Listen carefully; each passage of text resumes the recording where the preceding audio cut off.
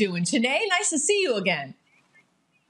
I know it's been a minute. I feel like H-Town, even though this is LA and Boston, H-Town is well represented on this Hoop Streams, right, Perk? You already know. You already know. Look, I'm just so happy to be back. Listen, I got Cassidy, I got Shanae. We back live in effect. I'm ready to get the show going.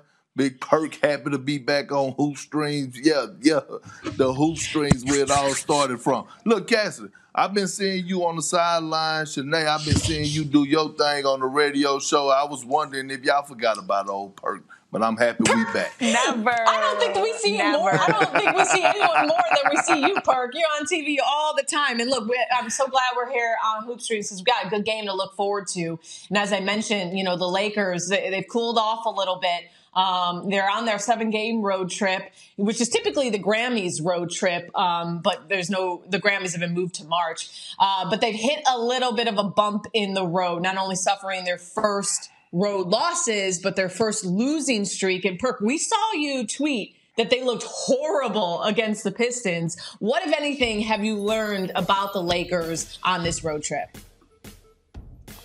Well, it's all about the others. And to me, the Lakers got relaxed. Winning became too easy for them, and they lost their defensive identity. That wasn't the number one defense that I've been witnessing over the last 2 weeks, what they did over the last 2 games against Detroit and against I forgot who they played previously. But that wasn't the Los Angeles Lakers. And it's time for the others to step up. Montrezl Harrell haven't been playing well. Dennis Schroeder haven't been playing well. Marcus Gasol haven't been playing well. So it's time for the others to step up to the plate and get back to playing basketball the way they were at the beginning of the season. Well, today you just pointed out, Perk, that was a tough loss to the Sixers, who've been playing really great basketball with with Tobias Harris hitting that final shot. Today, do you have any thoughts on the Lakers and what you've seen so far? I feel like, in the words of French Montana, don't panic, just because obviously, before those 2 back-to-back losses, they had a great road record and they did have continuity and chemistry, and they sort of looked like the team that was the team to beat in the NBA, despite all these other teams blossoming with Brooklyn and their big 3, and now the 76ers with an MVP candidate and Embiid. So right now I'm not worried about the Lakers so much, and Perk is absolutely right. LeBron James can take over whenever he wants. We saw that in that Cleveland game where someone absolutely, the Cavs exec sort of made him mad, and then he drops 46. But I think he knew that he had to get other people involved, especially when his game was slowing down, especially in that second half. I'm not worried about the Lakers. Without AD, that was an adjustment. I do think that, moving forward, they probably can't relax so much because guess what? The league is getting better and better. Teams are getting better, and they're going to try to catch up with them. Year 18 for LeBron. It's just ridiculous. We'll get more into the MVP discussion and whether or not this is sustainable for him when Ramona Shelburne joins the show. But I do want to get a little into the Celtics. And, Perk, you have Jaylen Brown as one of your all-star starters. Today, you've been following Jaylen's career closely for a while now. So I want to get your thoughts on just the differences you're noticing in him this season. Well, first of all, I kind of wanted Bradley Beal on there, Perk, but it's all good. We're good. They got to win, though. But Jaylen Brown is really a special talent, and I've known him, as you mentioned, Cassidy, from our Pac-12 days, him at Cal, myself at Stanford, and he was actually friends with my little sisters. And being able to see him evolve is amazing, but it's actually what he's worked on most recently that he's sort of perfected. We've always known he's great off the dribble. He's really good in the mid-range, but he's taken that to a whole nother level this season, leading the Celtics right now and scoring at 27 points per game, just a hair more than Jason Tatum. All of his shooting numbers are up, but more specifically, he's shooting almost twice as many mid-range a game, and he's doing it off the dribble, and that's his go-to, and he's doing it as well as anybody else in the league has done it the last few years. So his game is maturing, especially off the dribble. If I am the Lakers tonight, I'm forcing him to sort of spot up and shoot, not getting that comfort tempo dribble, because that's when he's really in his bag.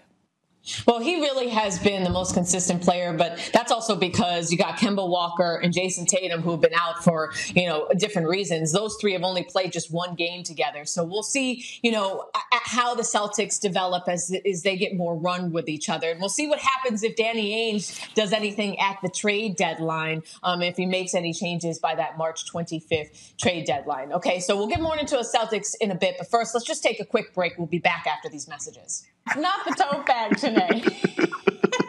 Sarah McLachlan, move over. Hey, I'm just saying, free Bradley Beal. You got to free that man. Look, he has been loyal to this organization long enough. It's almost like being in a bad relationship when you just love someone and back.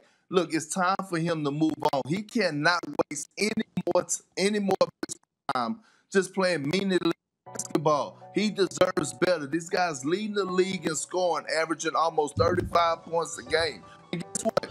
It's not on anybody else. It's on Bradley Beal to come out and say, it's time for a change. I'm requesting a trade. And it's also on the ownership of his agent to give him the right advice to say, you know what?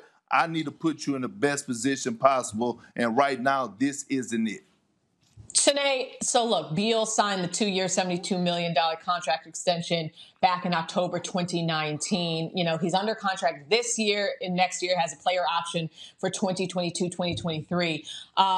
Do you think he's still with the Wizards by the March 25th deadline? Nope. I don't think he's going to be there. Sorry to that man. Sorry to that team. But honestly, Bradley Beal, like Perk said, is a unique talent that has sort of, I don't want to say if we're having issues, and I know we could potentially go there, but you don't want people wasting their prime. And his prime is so good right now that I feel like everyone's rooting for him to showcase that elsewhere. And so, I'm here with free Bradley Beal, time to deal Bradley Beal. And we just saw what James Harden was able to bring back in a trade package that was huge for the Rockets. Bradley Beal is 27, I believe, years old compared to James Harden's 31. You can rebuild with the haul of assets that you can get for his value. So while you might love him and appreciate him, like Perk said, the relationship is a little bit like, when you have those relationship music and it's coming to an end, it's like you play the song, End of the Road. That's where we feel like we are when it comes to Bradley Beal right now. But Tanae and Perk, here's my thing. When did our energy change? Remember just a couple years ago when people were burning jerseys, calling people snakes for people moving in free agency? And now we have guys like Harden, Anthony Davis, Paul George in contracts asking to get out of their contracts. When did our energy change? Why has the mood changed as far as commitments for contracts? And we're basically cheering these moves on as opposed to a couple years ago when we would get mad at guys for making the business decision, which they're allowed to in their business contract to leave in free agency, Perk.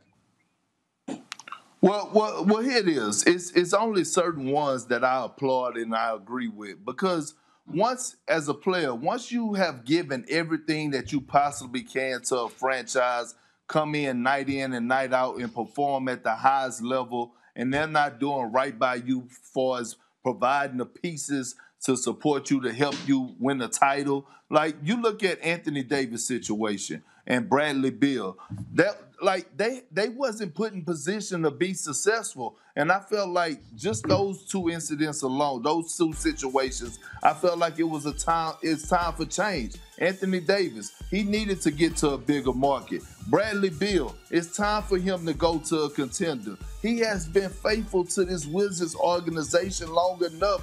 And again, Cassidy, he's leading the league in scoring 35 points a game, and it's not even going to a great cause. There's so many contenders out there that could use a Bradley Beal, and Bradley Beal could use them also. Well, quickly, Perk and Shanae, Perk first. Where do you want to see him go? To be honest, I would like to see Bradley Beal go to the Philadelphia 76ers. I would like to see a head-up trade for him and Ben Simmons. I think that will put the 76ers over the top and will put them a heavy favorite over the Brooklyn Nets in coming out of the Eastern Conference. You know, I kind of like that too, just because the number one question to raising the Sixers to championship caliber has been their shooting. And while they have got shooters here and there, even inclusive of Seth Curry this year, Bradley Beal will take them over the edge. That takes away the limitations on offense that Ben Simmons sometimes presents. And now you're really there to compete. And now you're also maximizing on another talent, Joel Embiid, that could potentially take on Brooklyn, Milwaukee, and even contend with those in the West. So I'm not mad at that, Perk. Man, Ben Simmons can't get out of these trade talks. I mean, I don't know if it's been affecting